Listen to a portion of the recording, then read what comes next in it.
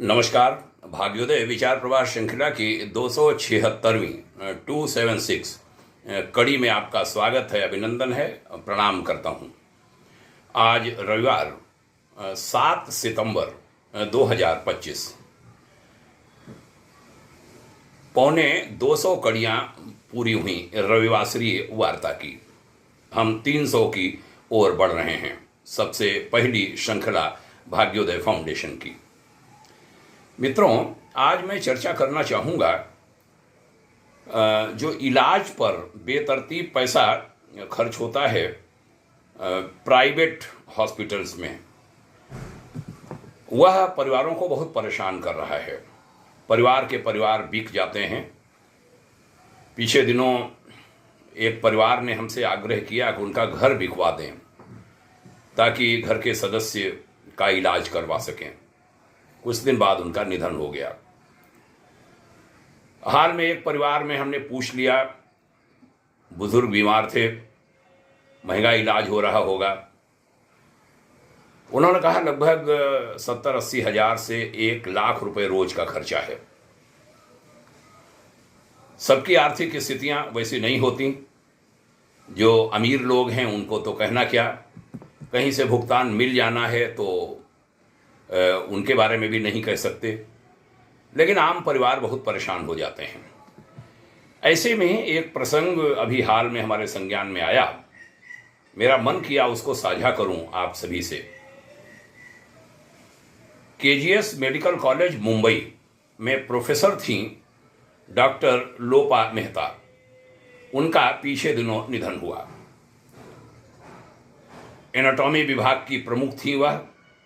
78 वर्ष की आयु जब उनकी हो गई तब उन्होंने एक लिविंग बिल बनाई। उसमें उन्होंने बड़ी खास बातें लिखी। फिर उसके बाद उनका निधन हो गया, उनकी डेथ हो गई।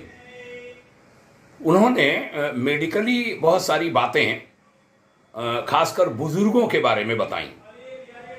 उन्होंने लिखा कि जब शरीर साथ देना बंद कर देगा और सुधार की कोई संभावना नहीं रहेगी, तब मुझ पर कोई पैसा न खर्च किया जाए, मेरा कोई इलाज न किया जाए। ना वेंटिलेटर, ना ट्यूब, ना अस्पताल की व्यर्थ भागदौड़, न लंबे लंबे खर्चे। मेरे अंतिम समय में शांति हो, जहां इलाज के जोर से ज़्यादा समझदारी को प्राथमिकता दी जाए। मुझे प्रेम आदर देने का प्रयास किया जाए। डॉक्टर लोपा मेहता ने सिर्फ यह दस्तावेज ही नहीं लिखा, बल्कि मृत्यु पर एक शोध पत्र भी प्रकाशित किया।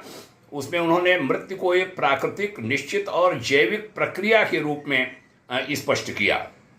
उन्होंने कहा कि आधुनिक चिकित्सा विज्ञान ने मृत्यु को कभी एक स्वतंत्र अवधारणा के रूप में देखा ही नहीं। चिकित्सा का आग्रह यह रहा कि मृत्यु हमेशा किसी रोग के कारण ही होती है, और यदि रोग का इलाज हो जाए तो मृत्यु को टाला जा सकता है।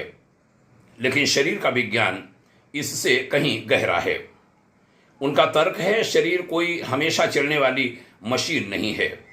यह एक सीमित प्रणाली है जिसमें एक निश्चित जीवन ऊर्जा होती है, और यह ऊर्जा किसी टंकी से नहीं आती, बल्कि सूक्ष्म शरीर के माध्यम से आती है। डॉक्टर मेहता कहती हैं कि वही सूक्ष्म शरीर जिसे हर कोई महसूस करता है लेकिन देख नहीं सकता। मन, बुद्धि, स्मृति और चेतना, इन सब का सम्मिलन ही यह प्रणाली बनाता है। यह सूक्ष्म शरीर जीवन ऊर्जा का प्रवेश द्वार है। यह ऊर्जा पूरे शरीर में फैलती है और शरीर को जीवित रखती है। हृदय की धड़कन, पाचन क्रिया, सोचने की क्षमता, ये सब उसी के आधार पर चलते हैं। पर यह ऊर्जा असीमित नहीं है, सीमित है, लिमिटेड है। हर शरीर में इसका एक निश्चित स्तर होता है, जैसे किसी यंत्र में लगाई हुई फिक्स्ड बैटरी। न वह बढ़ाई जा सकती है, न घटाई जा सकती है। जितनी चाबी भरी राम ने, उतना चले खिलौना, कुछ वैसा ही। डॉक्टर लोपा मेहता लिखती हैं कि जब शरीर की यह ऊर्जा समाप्त हो जाती है, तब सूक्ष्म शरीर देह से अलग हो जाता है, यानी स्थूल शरीर से अलग हो जाता है, और हम कहते हैं प्राण चले गए, अमुक की मृत्यु हो गई। यह प्रक्रिया न किसी रोग से जुड़ी होती है न किसी गलती से। यह शरीर की आंतरिक लय है जो गर्भ से शुरू होती है और पूरी होकर मृत्यु तक पहुंचती है। इस ऊर्जा का खर्च हर पल होता है। हर कोशिका, हर अंग अपना जीवन काल पूरा करता है और जब पूरे शरीर का कोटा समाप्त हो जाता है तब शरीर शांत हो जाता है। मृत्यु का क्षण घड़ी से नहीं मापा जा सकता। वह एक जैविक समय होता है जो हर किसी के लिए अलग होता है। किसी का जीवन 35 बरस में पूरा होता है तो किसी का 90 साल में, पर दोनों ही अपनी यात्रा पूर्ण करते हैं। अगर हम उसे पराजय या जबरदस्ती न माने तो कोई भी अधूरा नहीं मरता। डॉक्टर लोपा के अनुसार जब आधुनिक चिकित्सा मृत्यु को टालने का हठ करती है तब न सिर्फ मरीज का शरीर थकता है बल्कि उसका पूरा परिवार टूट जाता है। जमा पूंजी खत्म हो जाती है। बच्चों को आगे के जीवन में उनकी पीढ़ियों को बड़ी कठिनाइयां आती हैं और उसका फायदा कुछ नहीं होता जिसके लिए पैसा खर्च किया जा रहा। आईसीयू में महीने भर की सांसों की कीमत कभी कभी जीवन भर की जमा पूंजी को खत्म कर देती है। रिश्तेदार कहते हैं अभी आशा है, पर मरीज का शरीर पहले ही कह चुका होता है अब बस, अब बस, अब बस। इसलिए डॉक्टर लोपा लिखती हैं, जब मेरी बारी आए तो बस मुझे KEM हॉस्पिटल ले जाइए। वहाँ मुझे यकीन है कि अनावश्यक हस्तक्षेप नहीं होगा। इलाज के नाम पर कोई दीर्घकालिक कष्ट भी मुझे नहीं दिया जाएगा। मेरे शरीर को रोका नहीं जाएगा, उसे जाने दिया जाएगा। पर सवाल यह है कि क्या हमने अपने लिए ऐसा कुछ तय किया है? क्या हमारा परिवार उस इच्छा का सम्मान करेगा? और जो करेंगे क्या उन्हें समाज में सम्मान मिलेगा? क्या हमारे अस्पतालों में ऐसी इच्छाओं का सम्मान होता है या अब भी हर सांस पर बिल बनेगा और हर मृत्यु पर दोष? यह इतना आसान नहीं है। तर्क और भावना का संतुलन साधना शायद सबसे कठिन काम है।